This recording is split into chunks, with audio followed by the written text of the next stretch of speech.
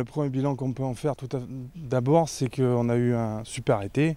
En termes de conditions météo, on n'a pas eu beaucoup de pluie, donc ça c'était chouette.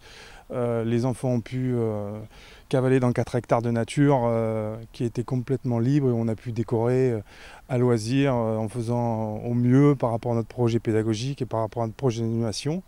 Nous avons connu à peu près les mêmes chiffres que l'année dernière quand nous étions sur Île-Rousse.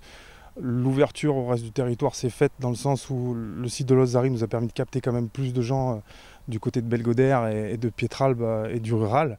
On a perdu un peu des gens d'Île-Rousse, mais au final tout ça s'est équilibré. Alors, il y avait des réticences au début, des réticences notamment au niveau du transport. Est-ce que ça a été réglé? Comment ça a été réglé finalement? Alors les réticences qu'on a compris tout à fait, parce qu'on les sentait arriver aussi, on avait quand même pris nos mesures nous, par rapport à ce problème-là. Elles ont été résolues de la manière la plus simple, c'est-à-dire que le CIAS donc a conventionné avec une compagnie de bus qui a fait un convoyage quotidien, qui partait le matin d'Île-Rousse au niveau du parking du Petit Prince, qui amenait les enfants ici et qui les ramène le soir automatiquement.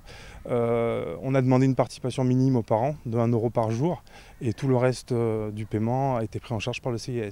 Alors ensuite il y avait l'accès à la plage qui était jugé par certains dangereux par rapport à la balanine qui passe au milieu. Comment a été gérée cette plage? Est-ce qu'il y a eu de la plage? Comment ça s'est passé? Alors il y a eu de la plage, on s'est baigné 3 fois par semaine avec les plus grands. Donc vis-à-vis des craintes des parents, nous ce qu'on a décidé de faire, c'est de ne pas emmener les moins de 6 ans à la plage. Donc là vous verrez cet après-midi, les moins de 6 ans ont des séquences de piscine en fait. On a des piscines qu'on met en place ici dans le camping, les enfants peuvent se baigner dans la piscine. Pour les plus grands, donc on allait à la plage le lundi, le mercredi et le vendredi matin uniquement. Et en fait on a passé un accord avec le village vacances Bel-en-Bras qui nous a très gentiment laissé passer par le village vacances, donc ce qui nous a permis nous d'avoir un accès sécurisé sur trottoir, en faisant traverser les enfants au niveau du rond-point et après de passer directement dans le camping de Bel-en-Bras et après de terminer jusqu'au poste de secours où les enfants viennent à pied par le sentier maritime des douaniers où il n'y a aucun véhicule, donc ça s'est très bien passé. Un centre aéré mais qui a d'autres vocations aussi en dehors je dirais des enfants.